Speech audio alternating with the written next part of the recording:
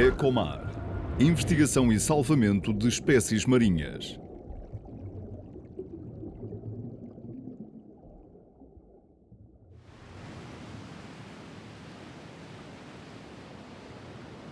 Assistimos aqui ao triunfo da causa da ecologia. Dir-se-á, é uma evidência nestes dias. Não era uma evidência há 50 anos, há 40 anos, há 30 anos. Hoje é uma evidência. Assistimos, em segundo lugar, ao triunfo da causa do mar ou do oceano, como queiram. Dir-se-á, é uma evidência, mas não era uma evidência vivida e concretizada há 60, há 50, há 40, porventura mesmo há 30 anos. Inaugurado pelo Presidente da República, Marcelo Rebelo de Sousa, em 2017, o Ecomar é um laboratório para a inovação e sustentabilidade dos recursos biológicos marinhos da Universidade de Aveiro.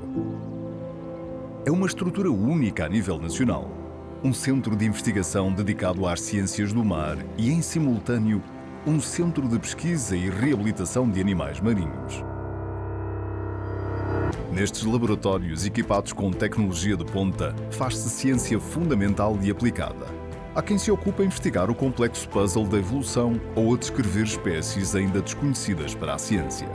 Outros cientistas trabalham na resolução de problemas concretos e globais, como a reprodução de corais com maior resistência às alterações climáticas e que possam ser utilizados no repovoamento de recifes, ou para encontrar melhores formas de criar peixe em aquaculturas ambientalmente sustentáveis, ou ainda intervindo localmente no restauro das preciosas pradarias marinhas, um dos habitats mais importantes da Ria de Aveiro.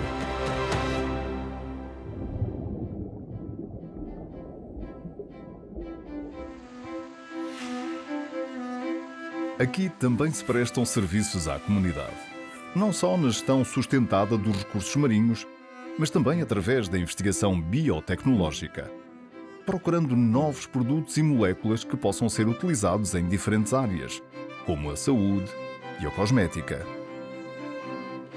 Na segurança alimentar, através da rastreabilidade dos produtos marinhos, como bivalves e peixes, e na criação de sistemas de monitorização e descontaminação que permitam a exploração sustentável de moluscos na costa portuguesa, fornecendo um selo de garantia de qualidade e de segurança ao consumidor. A ligação ao Ecomar não se limita às populações locais.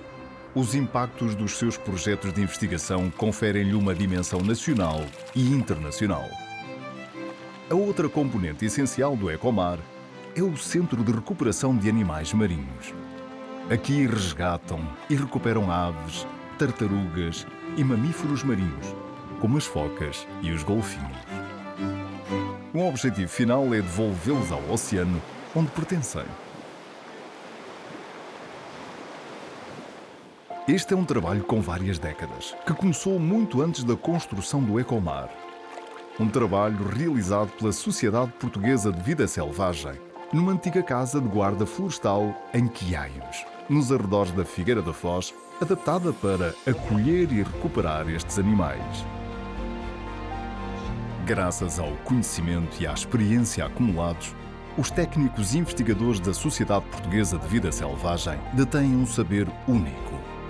Foi da sua colaboração de longa data com a Universidade de Aveiro que surgiu a parceria neste arrojado projeto. A construção do Ecomar demorou longos meses.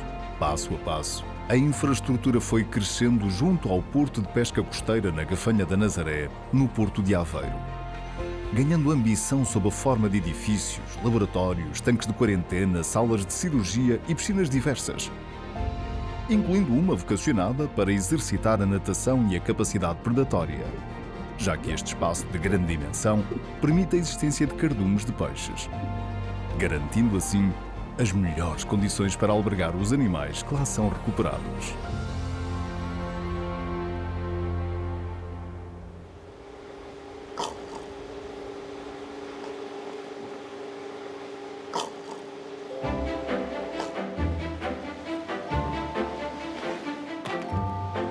Com as infraestruturas concluídas e operacionais, e antes da inauguração, Era chegada a altura de transferir os animais acolhidos no centro de Quiaios para as novas instalações no Ecomar.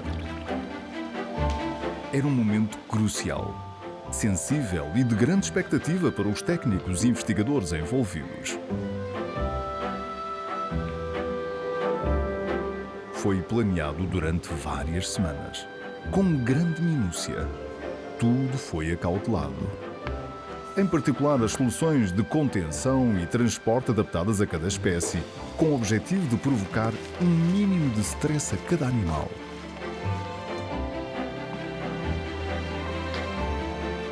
As espécies de aves marinhas apresentavam diferentes desafios na hora de serem capturadas e transferidas para as caixas de transporte, como esta negrola.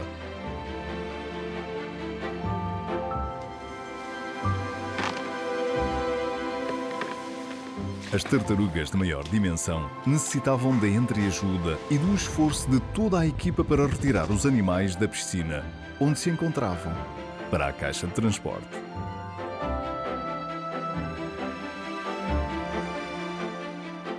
Os animais acomodados em caixas estavam prontos para seguirem na primeira viagem de transferência para o novo centro de recuperação no Ecomar, numa ambulância.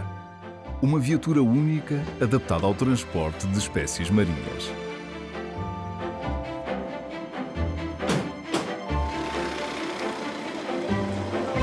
À chegada ao Ecomar, o procedimento foi o inverso. Conforme foram chegando, cada animal foi colocado nas suas novas instalações. Espaços mais amplos e adaptados às suas necessidades de reabilitação. Os primeiros momentos foram de estranheza. Mas após explorarem um novo habitat, rapidamente se adaptaram. Sempre acompanhados e observados com extrema atenção pelos seus cuidadores. Passaram-se vários dias desde a transferência dos primeiros animais do centro de Quiaios para o Ecomar. E a resposta das aves e tartarugas ao novo espaço não podia ser melhor.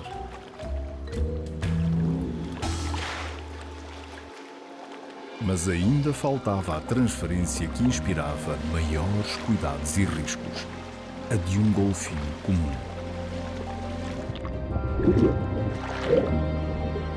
Este terá sido o momento de maior tensão para toda a equipa. Tudo era uma incógnita.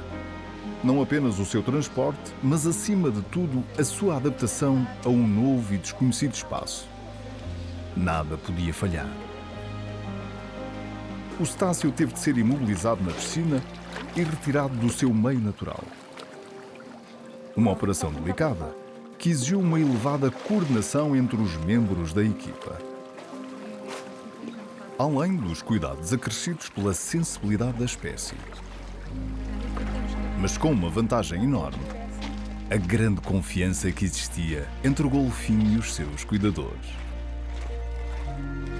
Levado em maca para uma ambulância especializada para o transporte de animais marinhos, foi sendo acompanhado e monitorizado em permanência pelos veterinários e biólogos da Sociedade Portuguesa de Vida Selvagem.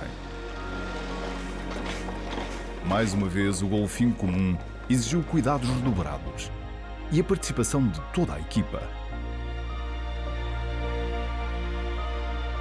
Ao entrar de novo na água salgada, o seu meio natural, o cetáceo manifestou a sua estranheza.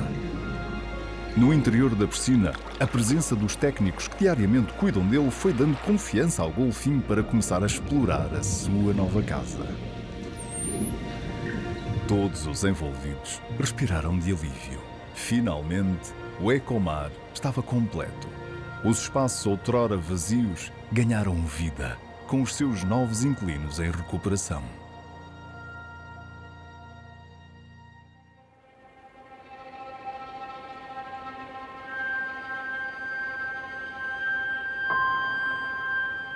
Na Ria de Aveiro, quando a maré atinge o seu nível mais baixo, fica a descoberto um dos ecossistemas de zonas úmidas mais importantes e ameaçados: pradarias de ervas marinhas. Estes ecossistemas funcionam como locais de refúgio e berçário para uma grande diversidade de espécies. Aqui se reproduzem e crescem juvenis de peixes, crustáceos, bivalves e moluscos. Mas as pradarias marinhas são mais do que um hotspot de biodiversidade. Têm a capacidade de sequestrar e armazenar carbono nas plantas e no seu solo.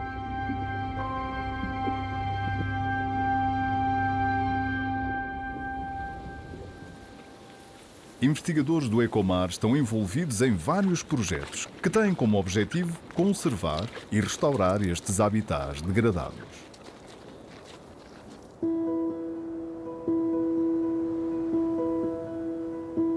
Para isso, recorrem a uma técnica que se tem revelado eficaz: o transplante de ervas marinhas de zonas saudáveis e bem estabelecidas para áreas onde estas ervas marinhas existiram historicamente e desapareceram, ou então locais onde ainda existem, mas que estão muito fragmentadas e vulneráveis. As pradarias de ervas marinhas são muito importantes a nível da biodiversidade.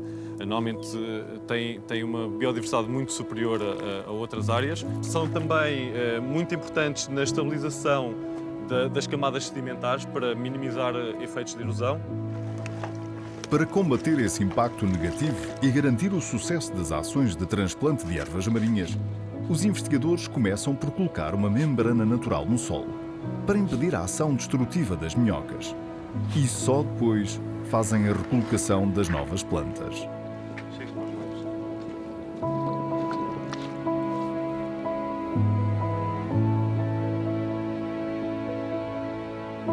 Uma das tarefas essenciais destes investigadores é a contagem dos montículos construídos por uma espécie de minhocas marinhas exóticas e invasoras, para poderem monitorizar a eficácia do restauro, traçar um retrato e abundância destas minhocas e do impacto que causam nas ervas marinhas.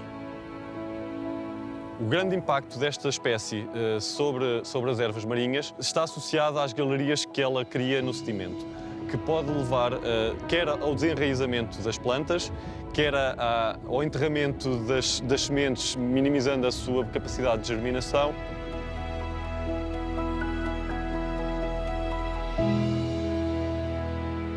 O trabalho destes biólogos não se esgota aqui. Um outro projeto que têm em curso pretende avaliar o papel destes ecossistemas no sequestro e armazenamento de carbono azul. E para o poderem fazer, recolhem amostras de solo em profundidade durante a maré baixa. Um dos serviços prestados pelas pradarias marinhas é a regulação do clima, contribuindo para a mitigação das alterações climáticas, e este processo decorre através do sequestro e armazenamento de carbono azul. O carbono azul é o carbono que é armazenado em ecossistemas como sapais, pradarias marinhas ou mangais, em habitats tropicais, e também no oceano. As amostras de solo recolhido são então levadas para o laboratório para serem processadas. Aí o sedimento é seccionado para se conseguir quantificar o carbono armazenado a cada centímetro de profundidade. Carbono que já está ali guardado há dezenas ou mesmo centenas de anos. Uma amostra recolhida a profundidades maiores poderá conter carbono armazenado há milhares de anos.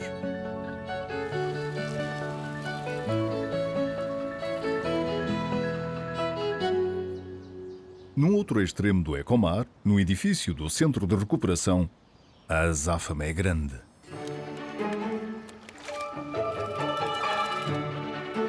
Aves marinhas, tartarugas, focas e golfinhos encontram-se em diferentes fases de recuperação e a qualquer momento podem chegar novos animais.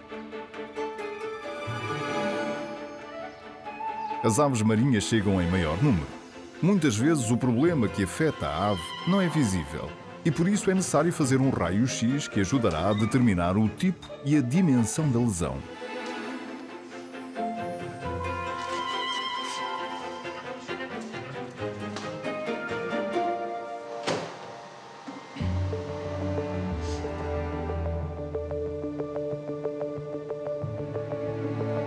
A zona onde nós queremos ficou bonitinha, mas a extremidade Não conseguimos apanhar a pata. Estamos a levar a pequenina e tirar só as patas. Exato. Pata direita. Ferida.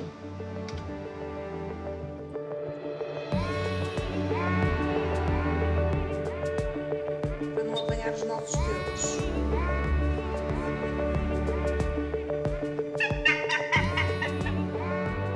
Existem lesões que necessitam de intervenção cirúrgica, como é o caso deste ganso patola juvenil com um traumatismo num dos membros.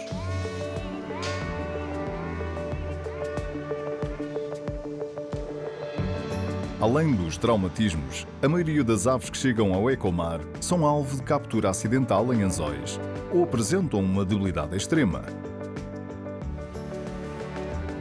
Vêm desidratados, enfraquecidos e com pouco peso.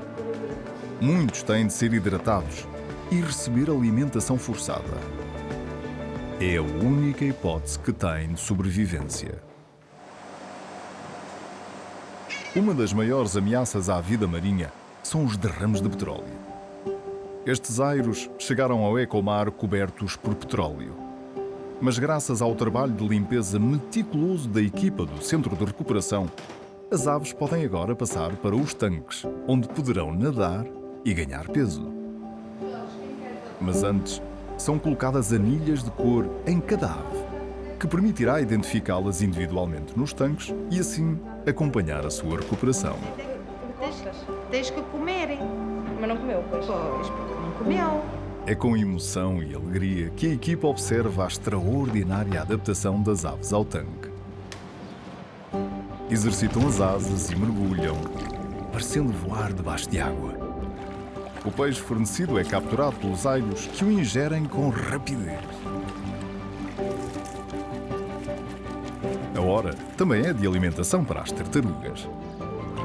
Nesta fase, o objetivo é garantir que a tartaruga nade com destreza, mergulhe sem hesitação e que se alimente das suas presas naturais.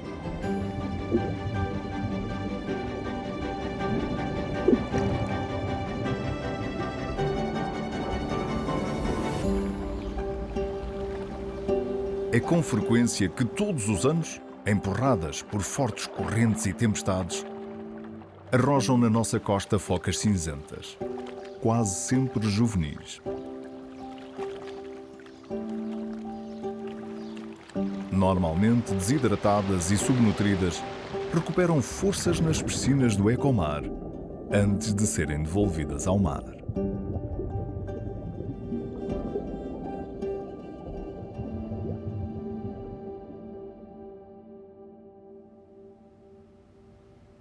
Os animais que já chegam mortos à nossa costa são uma oportunidade única para estes investigadores.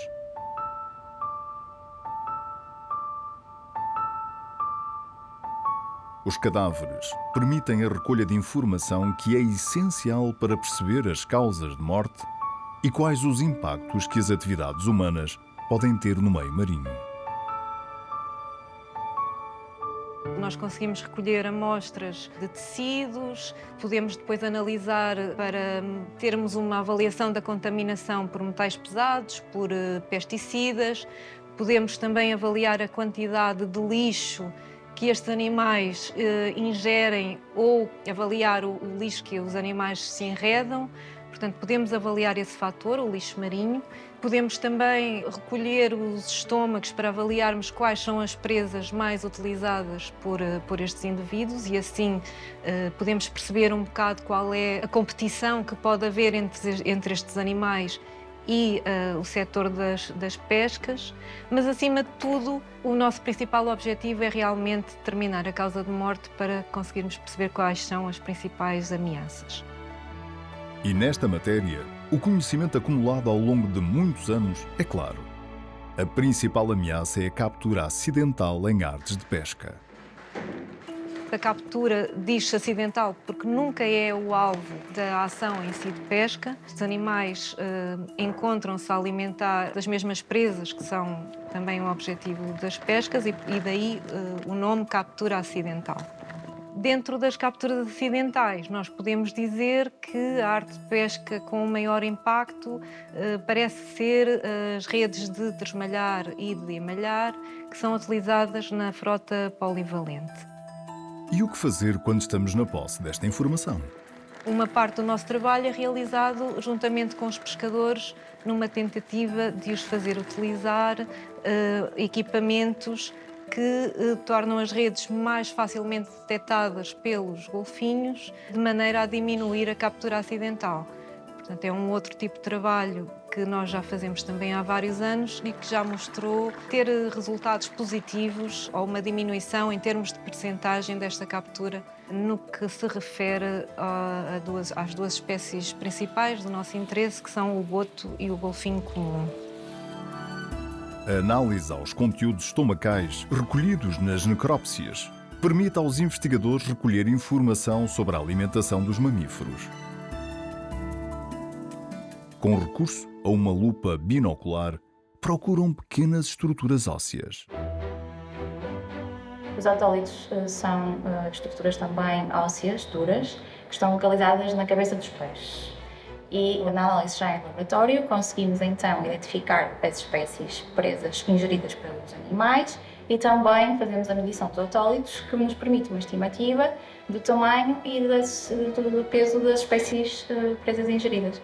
Mas muitas vezes, os estômagos de baleias e golfinhos transportam mais do que alimento.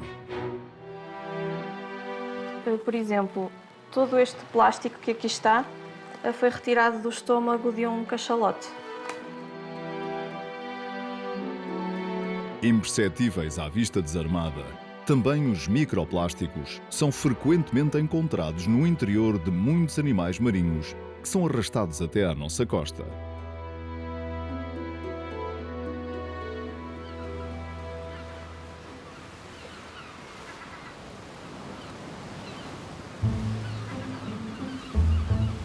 Na maré vazia, uma equipa de investigadores, dirigida pela bióloga Sónia Cruz, percorre o extrato rochoso da Praia da Aguda. Temos muito por onde procurar. Começamos por aqui, depois vamos aqui juntos e estendemos para aquele lado, está bem?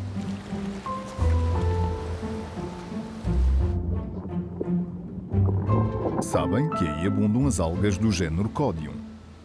No meio delas, a alimentarem-se, irão encontrar uns seres peculiares, lesmas marinhas.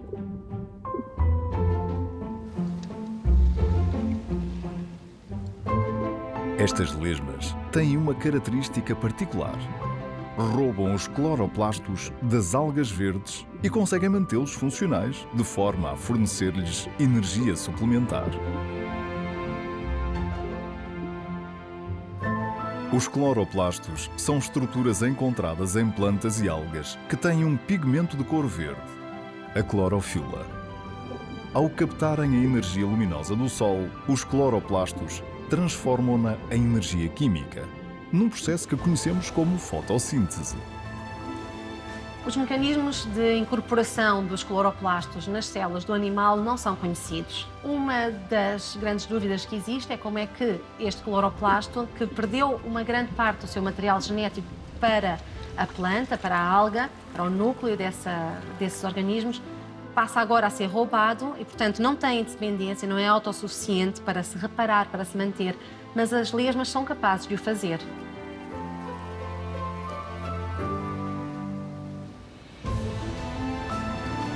A grande dúvida, cujas respostas Sónia Cruz e a sua equipa perseguem afincadamente, é esta. Como é que um animal consegue manter em funcionamento os cloroplastos?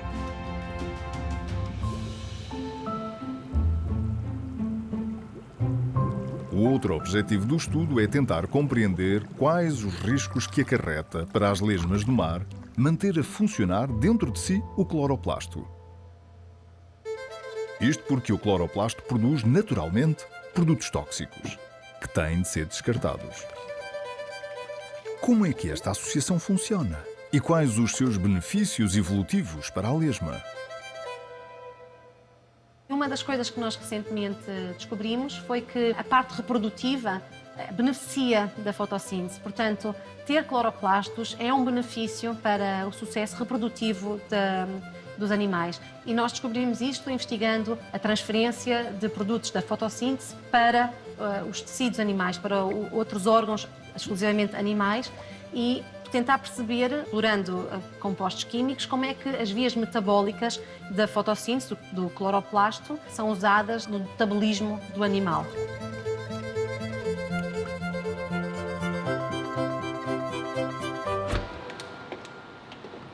Mas capturar lesmas do mar na praia não resolve tudo. Os animais apanhados já trazem cloroplastos, porque se alimentaram das algas. Os investigadores querem conhecer todo o seu ciclo de vida ainda antes dessa incorporação.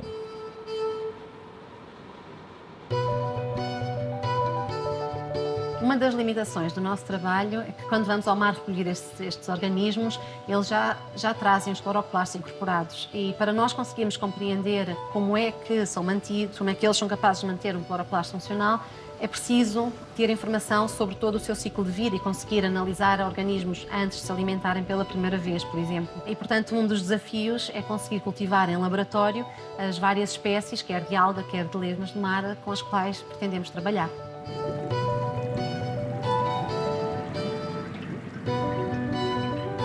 O estudo destes animais vai para além do contributo que possam ter para se desvendar o puzzle da evolução. Estas lesmas do mar têm propriedades únicas que estão agora a ser descobertas pelos investigadores. Propriedades, ao que tudo indica, com forte potencial biotecnológico. Eles produzem um muco, à semelhança de outros gastrópodes, como auxiliar da locomoção e como método de defesa. Portanto, sob condições de stress, produzem uma grande quantidade de muco. E o que nós estamos a fazer neste projeto é, inicialmente, estudar a caracterização bioquímica do muco, quer na composição em proteínas e em polissacarídeos, que são os dois principais constituintes do muco, para depois explorar eventuais aplicações biotecnológicas. E aqui estamos a pensar, essencialmente, em aplicações biomédicas, nomeadamente em compressas curativas ou em colas cirúrgicas.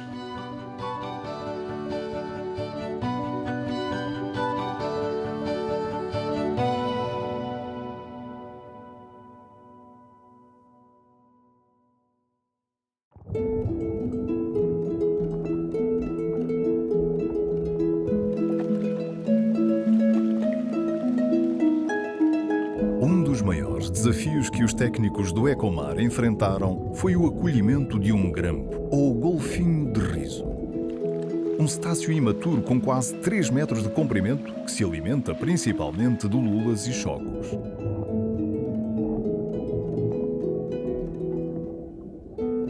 Foi encontrado, muito debilitado, perto de uns rochedos da ilha da Berlenga, na Maré Vaza. Quando chegou ao centro de recuperação, nem conseguia nadar. Afundava-se, se fosse deixado sozinho, correndo o risco de se afogar. Dia e noite, durante semanas, o grampo foi acompanhado 24 horas por dia por uma equipa de técnicos e estagiários que 2 a 2 se revezavam para manter o animal à superfície. A maior parte dos técnicos estavam no tanque de quarentena com ele, com água pela cintura e equipados com fatos de neoprene, acompanhando cada movimentação, garantindo que o golfinho não se afundava e que mantinham o espiráculo sempre fora d'água. Por esta altura, o grampo tinha que ser hidratado com recurso a um tubo e alimentado à mão.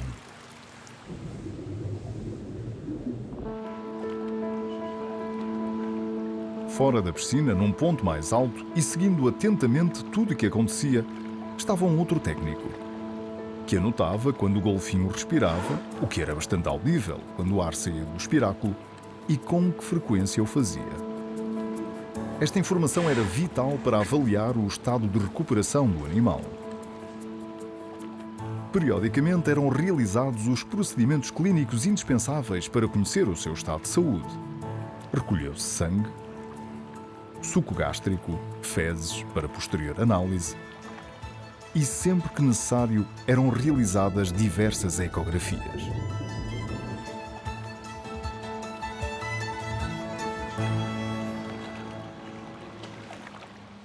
Passadas várias semanas, estes esforços concertados deram os seus frutos.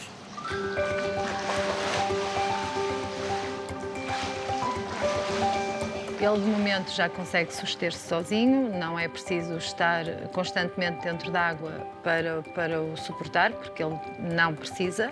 No entanto, a infecção persiste, os problemas gástricos persistem e precisa de ser ainda medicado e precisa de ganhar peso e depois, se todos estes processos forem a bom porto, ser transferido para um espaço de maiores dimensões, entretanto aqui no CRAM, para que ganhe novamente musculatura e energia para que possa ser devolvido à natureza.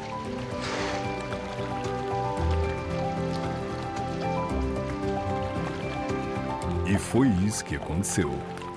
A saúde do Graham foi melhorando e chegou o momento de o transferir para uma piscina de maior dimensão e profundidade.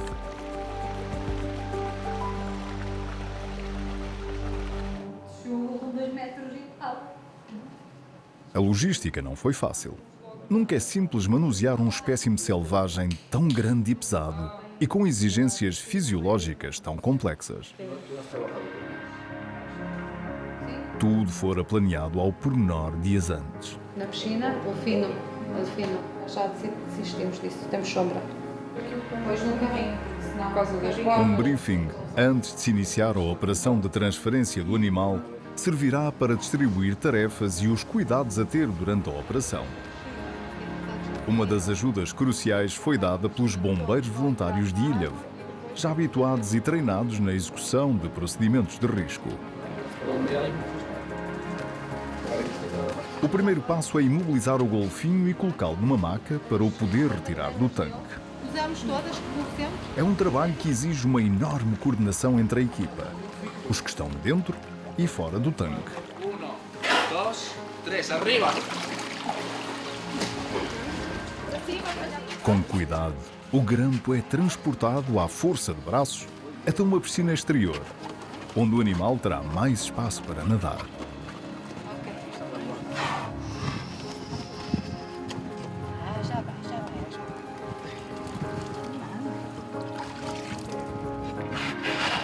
O grampo estava calmo, como se entendesse aquilo que os seus cuidadores pretendiam. Cuando Baró estaba muy débil y ha necesitado algunas semanas para reganar fuerzas, para reganar peso y para mejorar su salud. Todavía no está al 100%, pero está lo bastante bien como para salir de una situación, digamos, de cuidados intensivos, que sería una piscina más pequeña, como los cuidados intensivos en un hospital más intensos, para salir a una piscina más grande, donde puede nadar más, donde tiene sol directo y el viento y la naturaleza a su disposición, que le permitirá también ganar más fuerza y rehabilitarse para finalmente, esperamos, poder liberarlo en el mar otra vez. Vamos, yo siempre atrás, atrás, atrás. Está, todo. Sí.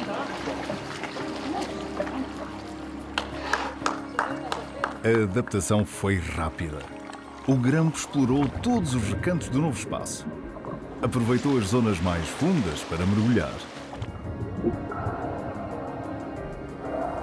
Tomou posse do seu novo território.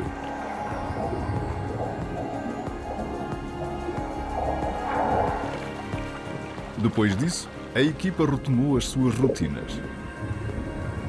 A vigilância permanente sobre o grampo manteve-se, já que o seu estado continuava a inspirar cuidados.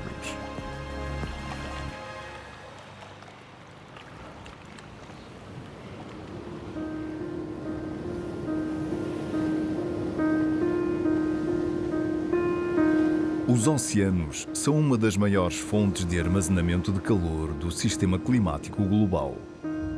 E isso pode ser um problema quando estamos perante um cenário tão drástico de aquecimento do planeta, incluindo eventos climáticos extremos como as ondas de calor. Os habitats de interface entre o mar e a terra, como os estuários e as zonas costeiras, especialmente na zona entre marés, são dos locais onde esta ameaça é mais sentida. São ecossistemas complexos e sensíveis, sujeitos a uma enorme pressão ambiental. E um aumento da temperatura pode pôr em causa a sobrevivência de muitas espécies que aqui vivem. Para entenderem como o impacto do aumento de temperatura, tanto gradual como o calor extremo, pode afetar alguns organismos destes ambientes, investigadores do Ecomar selecionaram uns pequenos peixes para o seu estudo.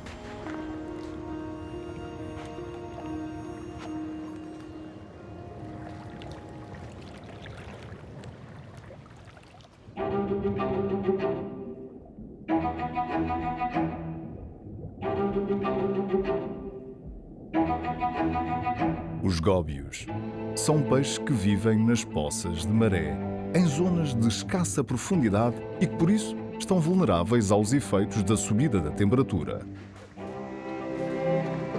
O pico da maré baixa na Ria de Aveiro é a melhor altura para os biólogos capturarem os pequenos góbios.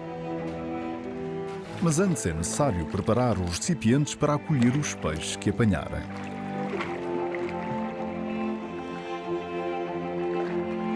Os góbios são pequenos e assustam-se com facilidade. Por isso, os investigadores têm de se deslocar devagar ao longo da margem da ria. Mas também para evitar que o sedimento turva a água e torne quase impossível a detecção dos peixes.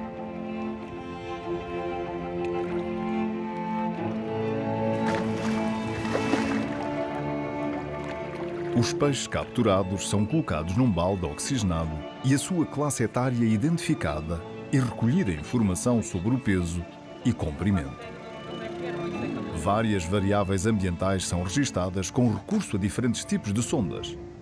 Umas são utilizadas para medirem variáveis como a salinidade, oxigênio e pH da água no momento e locais da captura dos góbios. Outras sondas de pequena dimensão, previamente instaladas em locais de baixa profundidade, registram periodicamente a temperatura da água. Através de uma aplicação, a sonda é sincronizada ao telemóvel e os dados de temperatura dos últimos meses são transferidos. Dos góbios capturados, alguns são devolvidos à natureza e outros são levados para o Ecomar. O foco da nossa investigação tem sido os impactos das alterações climáticas na fauna marinha. Nomeadamente, estamos a focar-nos em peixes que habitam em locais estuarinos e de lagoas costeiras, porque estes locais são muito suscetíveis ao impacto de eventos climáticos extremos, porque são pouco profundos e, portanto, quando a temperatura aquece muito rapidamente, estas zonas também aquecem muito depressa e, portanto, queremos tentar perceber quais é que são os impactos destes eventos extremos na fisiologia dos peixes que habitam nestes locais.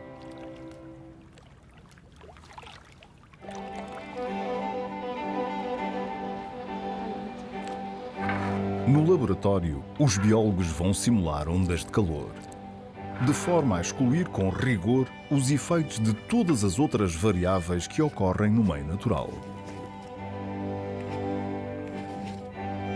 A nossa expectativa com esta investigação é perceber como é que as ondas de calor impactam estes ambientes costeiros e estuarinos, que são habitats prioritários para a conservação. E isto é especialmente relevante porque a Península Ibérica é um hotspot de climate change, ou seja, é uma zona onde os impactos das alterações climáticas serão severos e, portanto, este conhecimento que vamos produzir com esta investigação poderá ser usado no Climate Smart Conservation, ou seja, em estratégias de conservação que sejam inteligentes para o clima.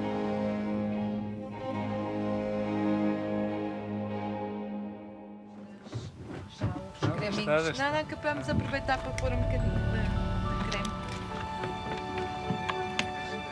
De todos os trabalhos realizados com sucesso pelos investigadores do Ecomar, um dos mais gratificantes talvez seja o momento de devolver ao oceano os animais que ali foram tratados e recuperados.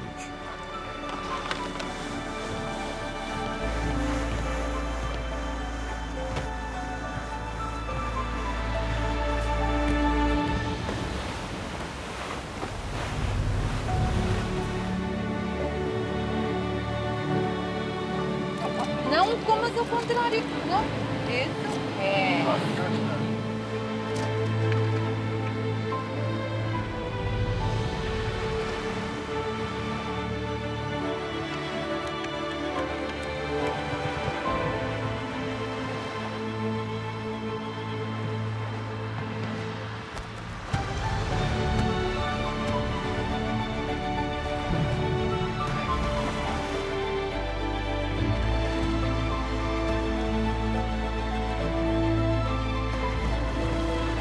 Não admira, pois, que a devolução de uma grande tartaruga como esta seja motivo de alegria.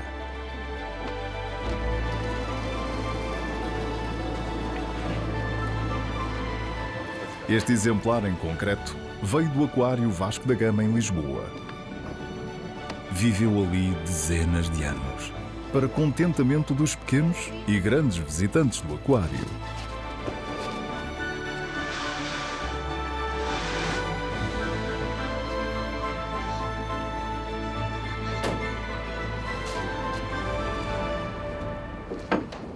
Mas os tempos são outros. E depois de reabilitada, a grande tartaruga estava preparada para regressar ao oceano. Na ambulância do Ecomar, a tartaruga fez uma curta viagem até ao cais, de onde iria partir rumo ao local da libertação em alto mar.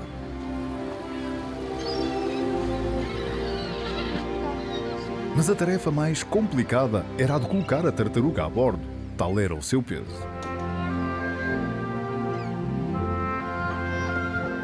Por isso, para entrar na embarcação da Polícia Marítima, foi necessário recorrer a uma grua.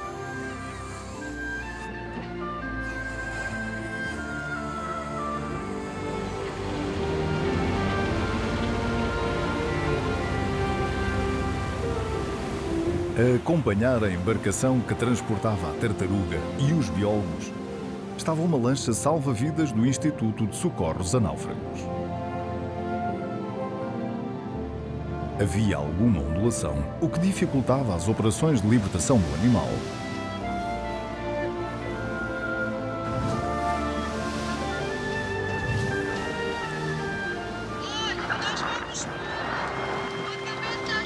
A algumas milhas da costa, estava na altura de devolver a tartaruga ao mar.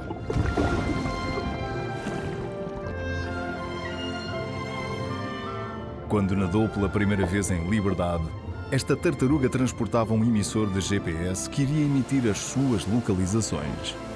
Uma informação vital para os biólogos saberem se a tartaruga estava viva e conhecerem mais sobre as suas rotas e hábitos. A última vez que o seu sinal foi captado, navegava já em alto mar, para lá do arquipélago dos Açores.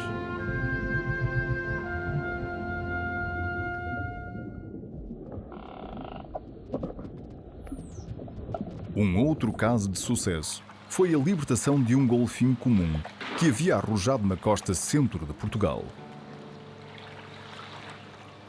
Precisávamos 6 logo, se for preciso darmos 4 a levar. Se vocês vão as duas à frente, eu consigo agarrar atrás.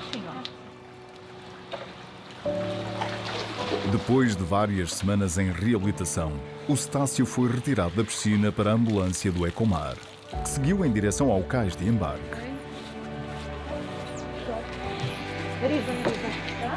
Eu estou, Catarina.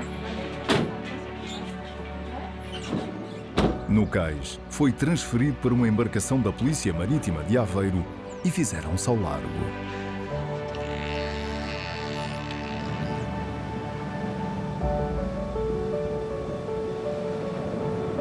Durante o percurso, o golfinho foi mantido úmido e a sua respiração foi sendo monitorizada.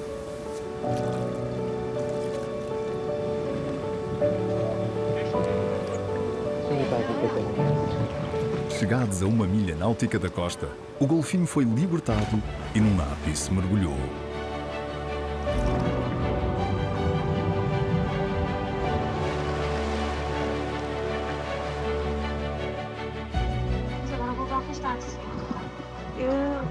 Eu acho que está mais ou menos... Cada vez mais distante, o cetáceo ia sendo observado pelos biólogos e veterinários. Por nesta altura, um grupo de golfinhos comuns, quem sabe a família do animal libertado, acompanhou o barco.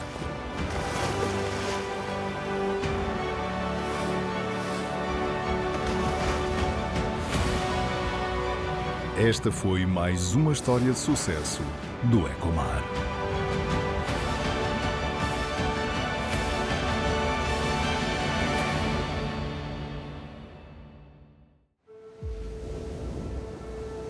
É do esforço conjunto destes investigadores que 97% do território português, ocupado pelo imenso Mar Azul, vai sendo desbravado e protegido com a ajuda indispensável da ciência.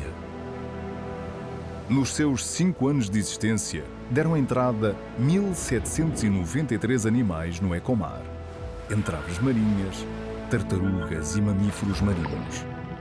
49% foram tratados com sucesso e devolvidos à natureza. E desde que iniciou a atividade, cerca de 30 projetos de investigação foram desenvolvidos no Ecomar, num total de 10 milhões de euros de financiamento captado, envolvendo mais de 70 investigadores nacionais e internacionais.